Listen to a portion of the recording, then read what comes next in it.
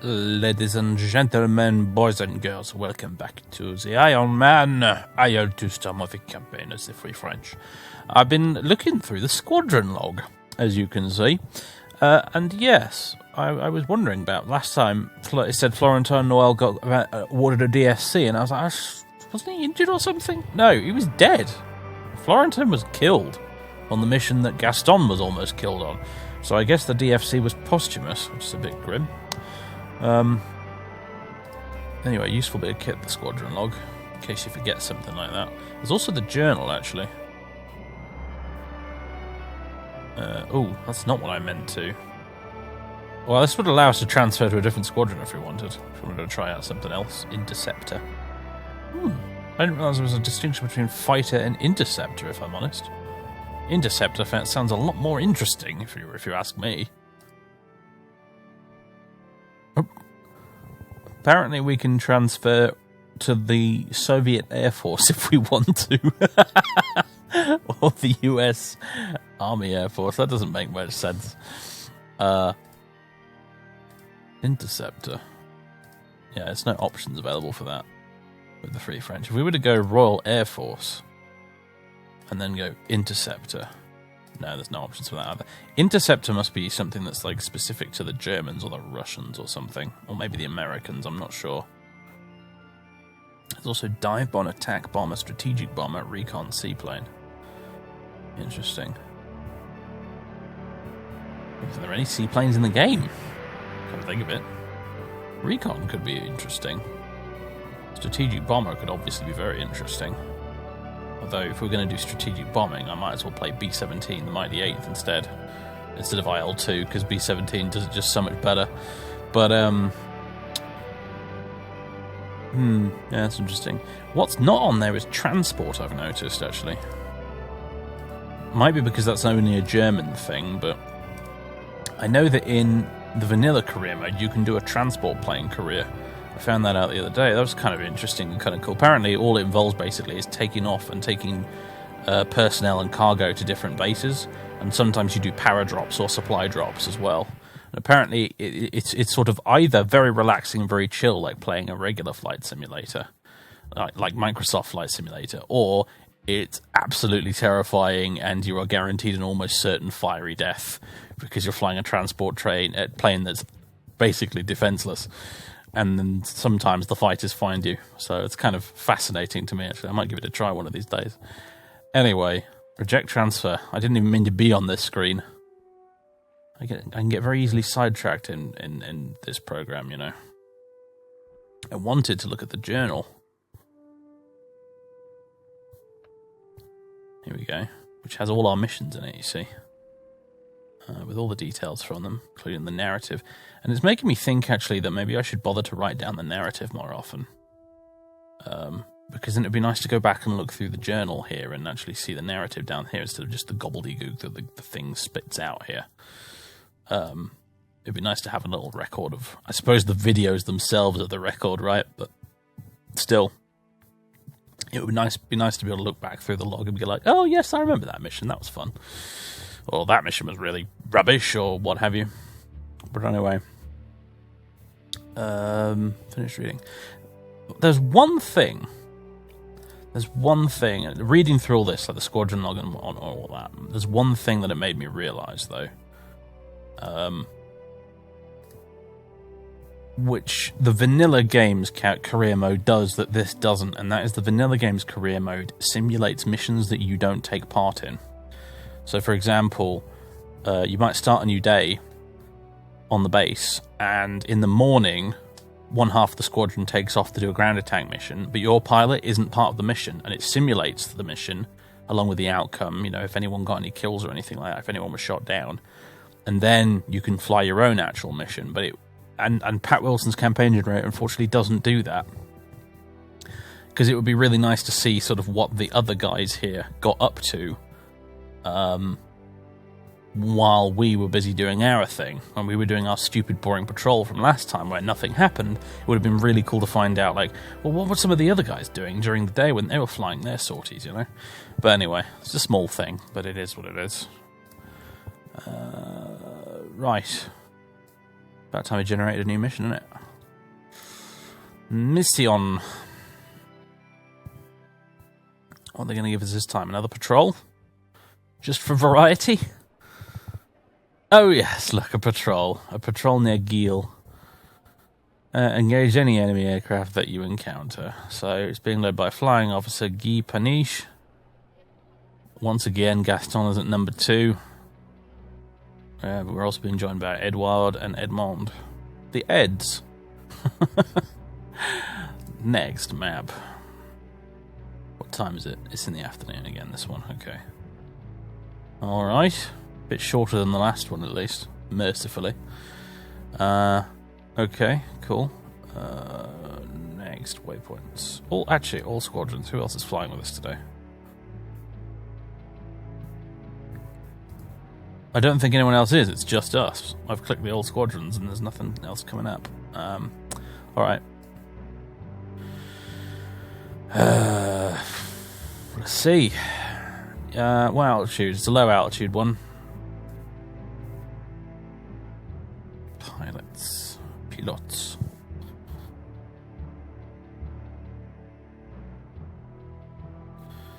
Okay. It's put me in a Mark 14 again. That will not do. We've been over this. Gaston is, for his own eccentric little reasons, going to continue flying the Mark 9, even if everyone else has been equipped with 14s. As long as we've still got some Mark 9s in the hangar, we will fly them.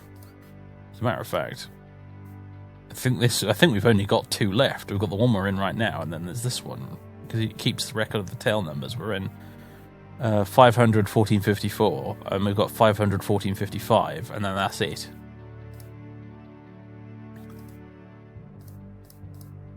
Crumbs. I better take good care of it then, I suppose. It's officially being replaced. I mean, it's been made obsolete by the 14s, but want to keep it. I do.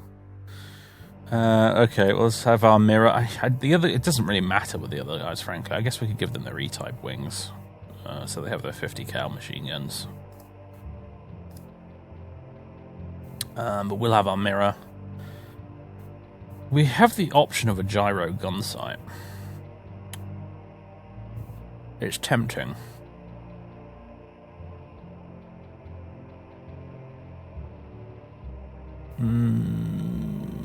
Here's the thing, I don't actually like the gyro gun sight.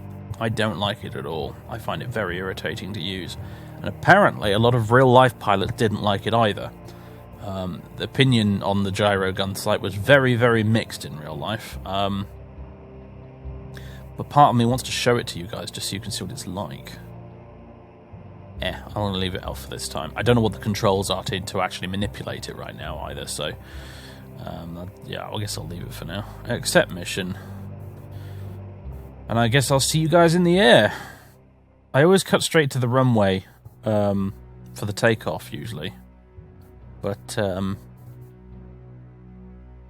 sometimes I don't really know why I do it, because it doesn't really make much of a difference. But, I don't know, do you guys prefer me to record the takeoff, or... is it better if I just skip straight to us in the air to make the video a bit snappier? I'm not sure. I guess you guys will have to let me know. Anyway, I'll see you on the runway. Alright folks, we're ready to go. I'm just going to tap the prop pitch forward just so I don't make extra sure it's set, even though I think it usually is by default in the Mark 9. That is a Mark 14 problem. Okay, there we go. Much tidier takeoff than normal. You know what? I said by the normal by accident there, but now I think about it, that is the sad truth. Alright. Edouard is airborne, so is Edmond. Should get that canopy closed. Oh, though we've got to slow down in order to get the canopy closed, haven't we? There we go. Well, there's the force of the air is too much for Gaston to be able to actually pull it closed. It's sort of annoying, but also realistic at the same time, I guess, so whatever. Anyway, let's make sure the RPMs are at a healthy level. They're about 2700 is good. And, well, off we go, folks.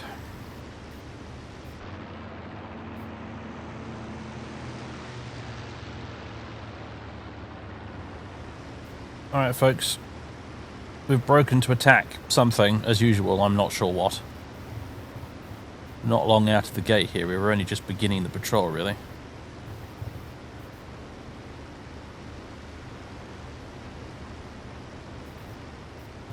But we're completely off the mission path right now, as far as I can tell. So I'm just gonna keep watching my 6. Doing my best to keep track of where our squadron mates are. He says, having already lost them. Jolly good.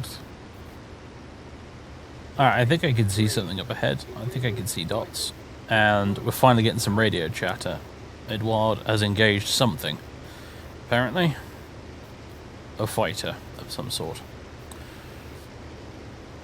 Yeah, there's a whole cluster of angry looking dots over there. Let's go check them out, shall we? Put a nose down trim.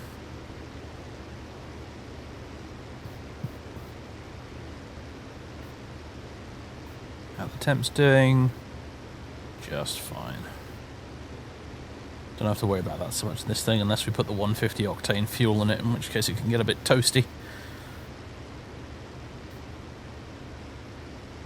Well, whatever that is, it looks large.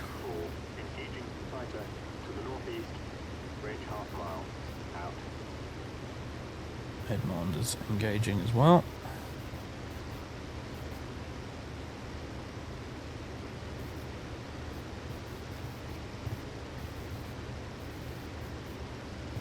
Maybe it's 110s. I swear one of those silhouettes looked quite large. Be nice if it was 110s. They're a bit less scary than 109s and 190s. Oh, someone's going up into a zoom climb there. Who's that, I wonder? I do apologise if you're watching this at home, by the way, and you're just sitting there like, I can't see anything. What is he talking about? Because, to be honest, I imagine a lot of the dot spotting in the distance. I mean, it's hard enough for me, but for you guys at home, like, the video compression probably just makes them invisible. But I have to take it from me that right now I can see 2 contacts, one of them diving, one of them climbing up right now off of my left here. One of them went into a big old zoom climb and then has come rocketing back down again, and I'm following it right now.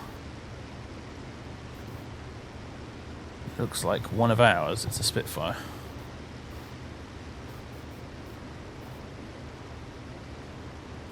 Possibly found one of the Eds.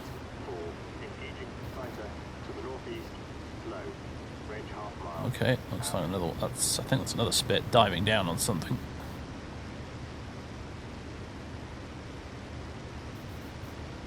And you look vaguely German, my friend.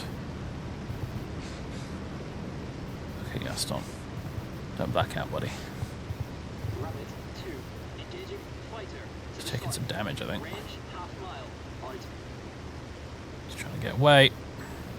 He spotted me.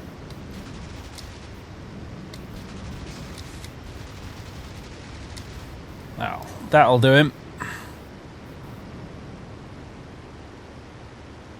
Yeah, he's had it.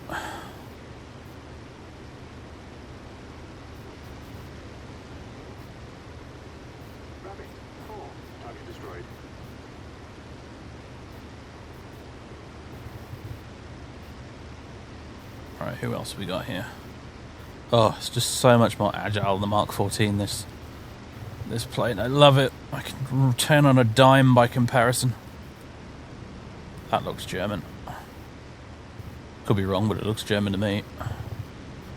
Again, you're watching at home thinking, how the hell can you tell? You have to trust me, it's a little clearer on my monitor. Yeah, that's a 190. Absolutely.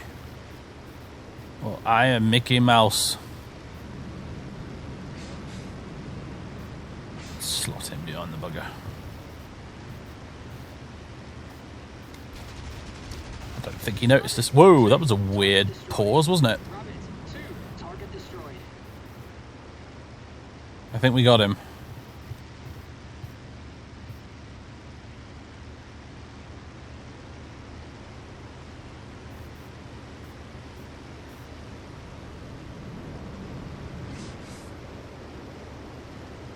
Yep, there goes the fireball. Alright, that'll be 2 then.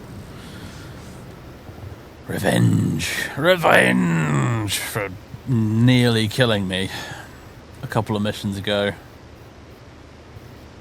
Alright, where's everyone else? That's the question now. I see something up here.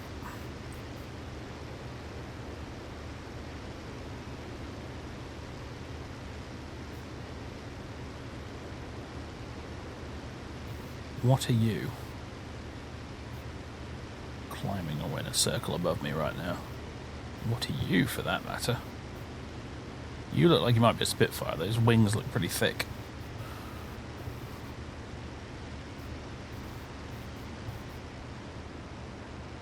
Check R6. Haven't been doing that nearly enough.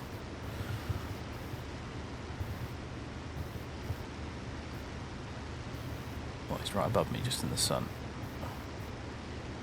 You're a Jerry. But who are you chasing?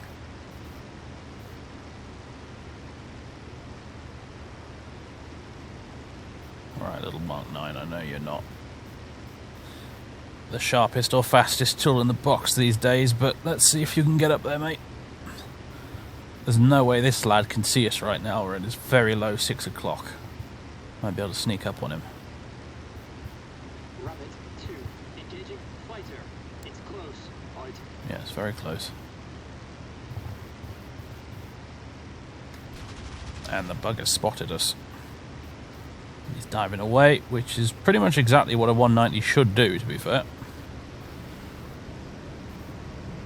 Roll, jink, and dive, and rely on the fact that you're much faster than a Spitfire and you can get away from him. But instead, no, he's actually just, he's turning, which is what you shouldn't do. Although, arguably that. Right, now he's in a rolling scissors with me. That's a bit smarter. Arguably, he was taking advantage there of the fact that he could pull a few more Gs than I can.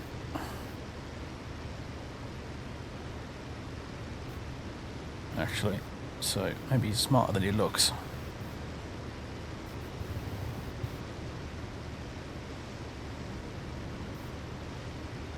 Why we shouldn't have the rest of him, really.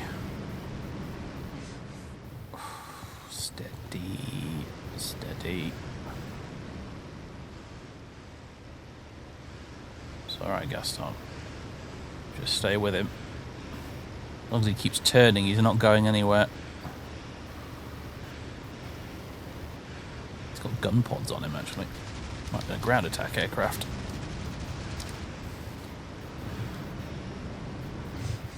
Oof, goodness me. Can't hit a bit of fine there. Went straight in front of his guns. That's how not to overshoot. Or how not to shoot full stop, actually. My gunnery there was terrible. And again. Admittedly, the sun glare and the blackout was messing with me there a bit, but still. We really need to put a sock in this before it becomes a problem.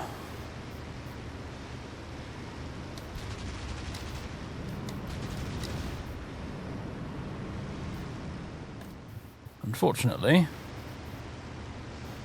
he's proven quite resistant to damage. Might be, if he is a ground attack Focke-Wulf, that would make sense, actually. They do have a lot of extra armour, those things. Mostly to protect them from ground fire, but... There we go, on fire, finally. Made a pig's ear of that, but we got him in the end. Of course, that's not how Gaston will tell you. He'll be like, oh, he was the most skilled pilot I've ever encountered. He kept evading me again and again. Certainly not just the fact that Gaston was having a very off day.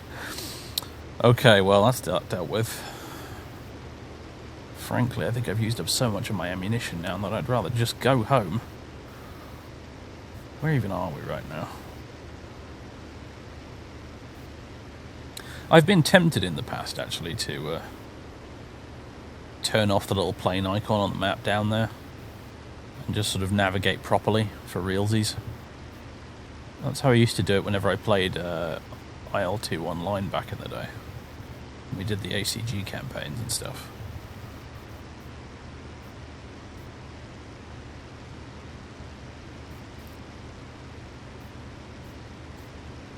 What is going on up here? How are our temperatures doing? Oil's looking a little on the warm side, but other than that, we're not too bad. Let's back off the throttle a bit, shall we? Especially since we're climbing. And therefore going slower, which means there's less airflow into the radiators and therefore the engine gets hotter. I should probably explain that thought there, really. Well, there's definitely still some combat occurring here. That's a 190 on my left there. He's being chased by a Spitfire, which is always good to see. I think someone slotted in on its tail, and the contact that was above and went down below is, I think, another Spitfire that's been booming and zooming it, while this guy sticks to the rear. I will not waste ammo here. I am happy to just slot in behind and observe.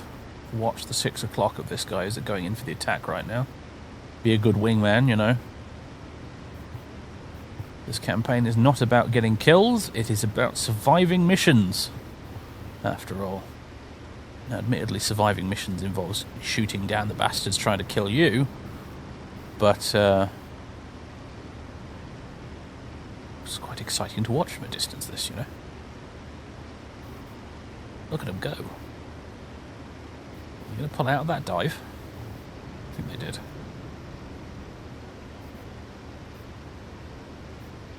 Oh, I've lost them now. No, there they are. Got them again. Rabbit Falls. Okay, hang on a minute. Okay, so things seem to have reversed somehow. Hold on, Rabbit Fort.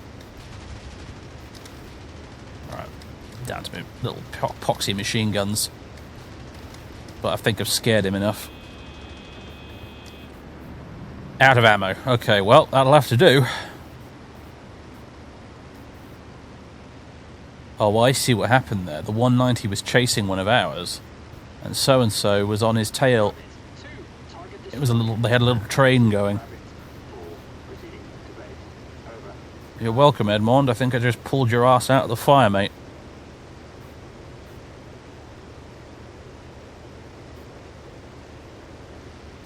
Yes, I think I'm going to return to base as well. I am 100% out of ammo. Let's back up the throttle a little bit. Let's get trimmed out. Then I can figure out which way I should be going. We'll glance at the map here. We're in German territory right now. Okay, I think we want to go... Call it a course of 280, 290. My directional gyro still will compass Mentis. I'm not sure if it is. Oh! It's just jumped. Okay, yeah, it seems to be working again now. Apparently staring at the technology is enough to make it go, oh shit, I should be doing things, and get back to its job. Okay, yeah, let's call it... Yeah, there we go, a course of about 290. That should see us home and dry, I think.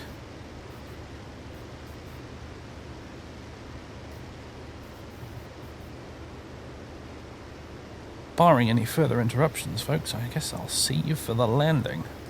Hello, is that Edward up there? I wonder if it is. Probably. Anyway, ladies and gents, I'll see you later.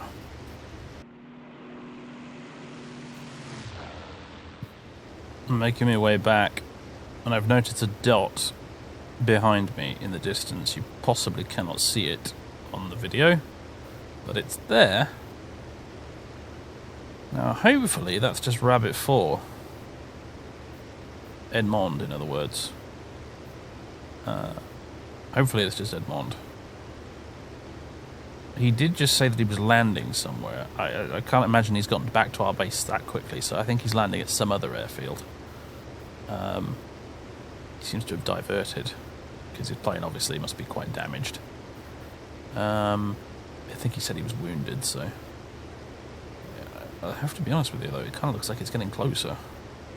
I can't really... I mean, the thing is, I could turn back and investigate, but I have no ammunition, so if it turns out not to be friendly, it would be a very foolish thing to do. Anyway, actually, no, I can't see it anymore. So I guess we are getting away from it. Alright, well, I think we're probably fine. But, yeah. Oh no, it's back again, very faintly, but it's there. Anyway, folks. Just thought I'd keep you updated, I guess. Alright, we're nearly home, everybody. The answer to the question, are we there yet, is yes. Nothing in the rear view, I'm happy to say. Yeah. And there it is. Well, we've got a tailwind currently, so we're going to have to make our base leg just next to the town, as usual. And then we'll land this crate as soon as possible. Question is, can I make a slightly more professional landing than before? Considering before was really just more of a controlled crash. I've been practicing, you know. I've been doing free flights from the main menu of the game. I've been going into the free flight thing to basically do touch and goes and circuits in the Spitfire to try and get better at landing it. And I always seem to do much better when I'm not being recorded. I guess it's stage fright or something, I don't know. It's when I've got to perform, everything goes a bit noodly.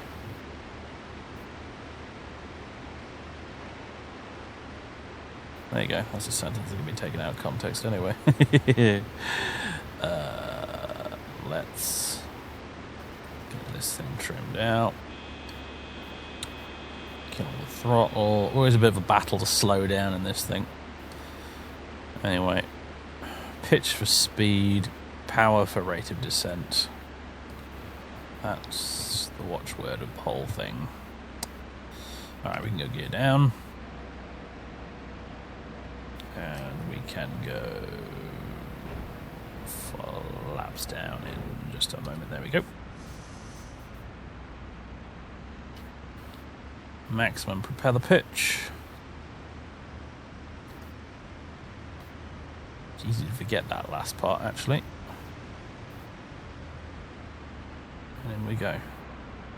Pop my nav lights on as well, why not? Okay.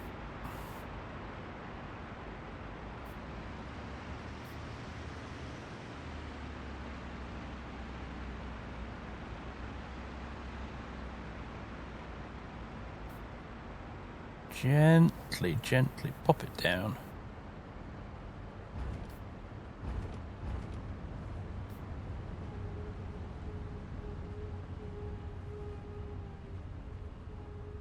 And if we can, bring it to a complete stop. There we go. Before we taxi off. Because for some reason I found that helps. It's an odd thing, but every aircraft in terms of ground handling seems to be very different in this game. Because as I've mentioned a few times now, I have been flying the old Focke-Wulf 190, just for a bit of change of pace off screen. And that thing is equally difficult to handle on the ground, but for completely different reasons. It's fascinating, really. The problem with that thing is not so much that its brakes have no authority, it's more that its rudder doesn't have any authority, so you have to steer entirely with the brakes, unless you go maximum throttle to get some airflow over the rudder. Let's get the flaps up.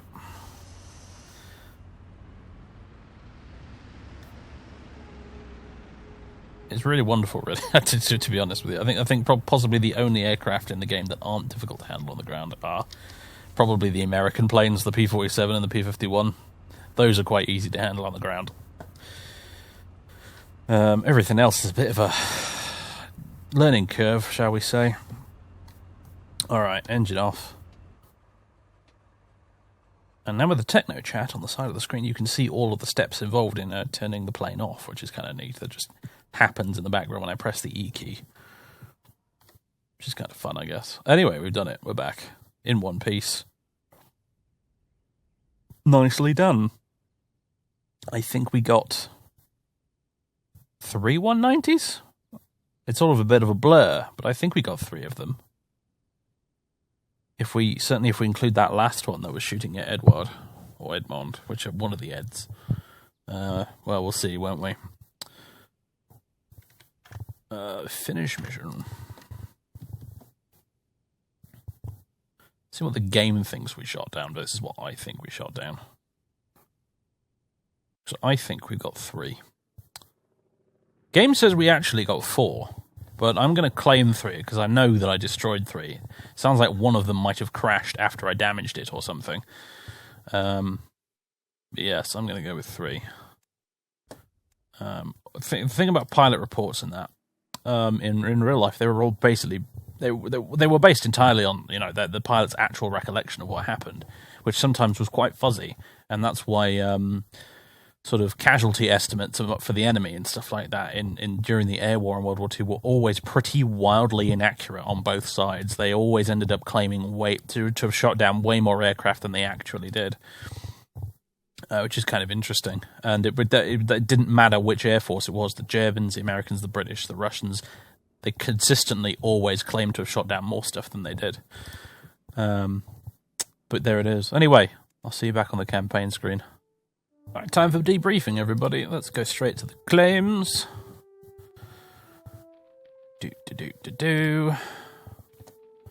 Victories claimed 3, and we'll go with 3 A. It doesn't matter if it's A8, A6, or A8. They were probably A8s, though. I mean, they did have their gun pods, I guess. There's very little way to tell the difference between them, honestly. The only way you can tell is if you're up close.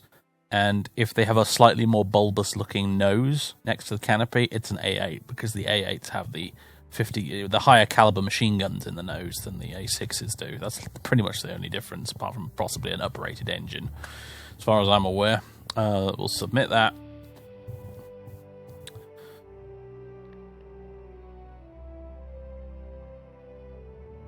And then we'll take a look at the debrief, which I'm sure probably won't be that as interesting as it has been in the past. I could get maximum information if we like. Start debrief.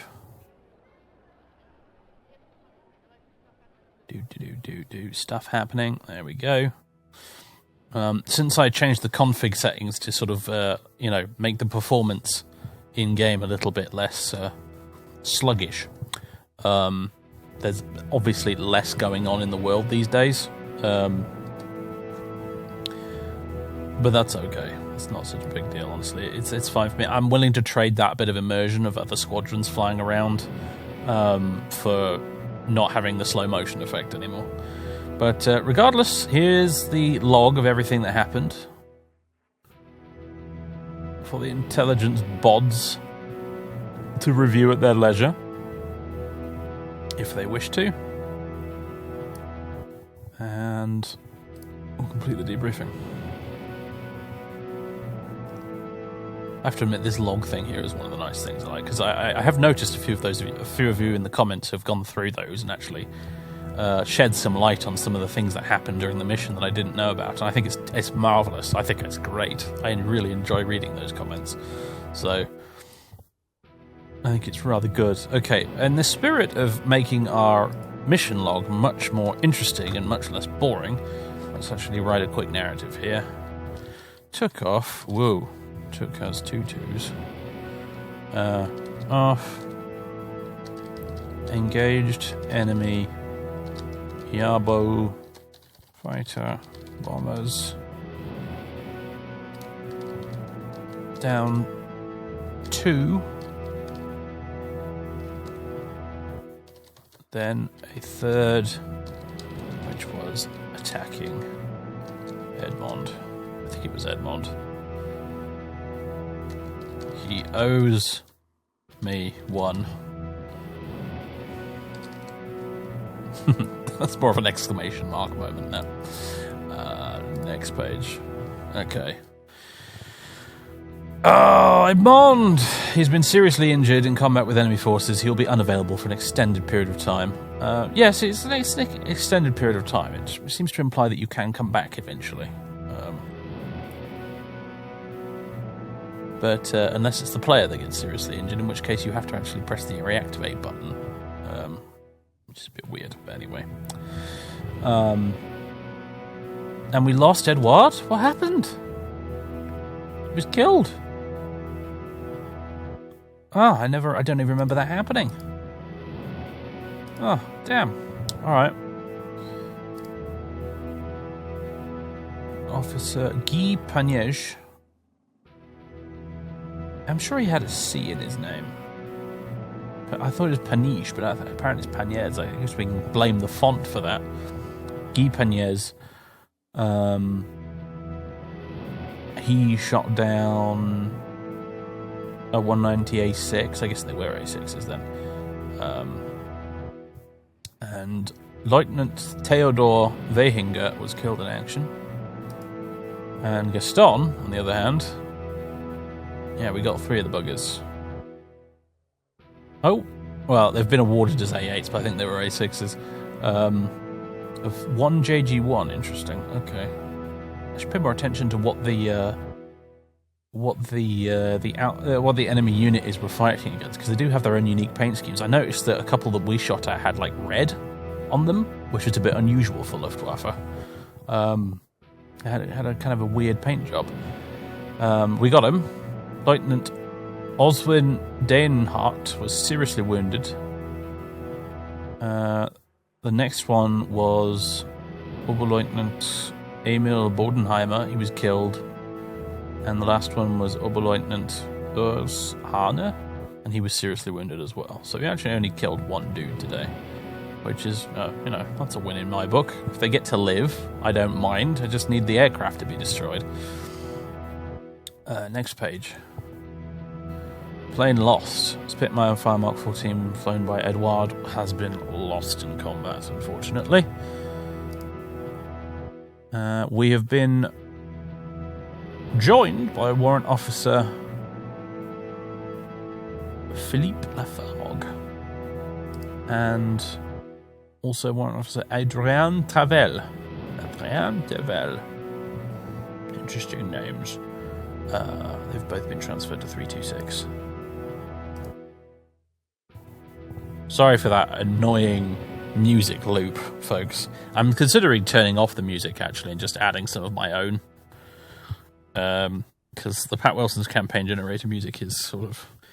For me, it's a little nostalgic, but at the same time, it's just astonishingly, low quality. And I don't mean in the sense that the music is bad. I mean that, the actual quality of the music file is terrible. Anyway... Alright, that's another one in the bag, ladies and gents. Gaston's now up to a grand total of 11 victories for his 8 missions, which is a stupid ratio. Ridiculous ratio. But not so bad. Not so bad at all. We're still only a pilot officer. Be nice to get promoted one of these days, but I suppose we have only been here for 8 days or so. Anyway, jobs are good, and ladies and gentlemen, boys and girls, thank you very much for watching today. I hope you've enjoyed, and I'll catch you next time for more of Gaston's shenanigans, so for as long as they end up lasting. You never know. Wonderful thing about this campaign is the next mission could be the last. Quite easily. Quite shockingly. Usually comes unexpectedly. It's the guy that you don't see what gets you, after all.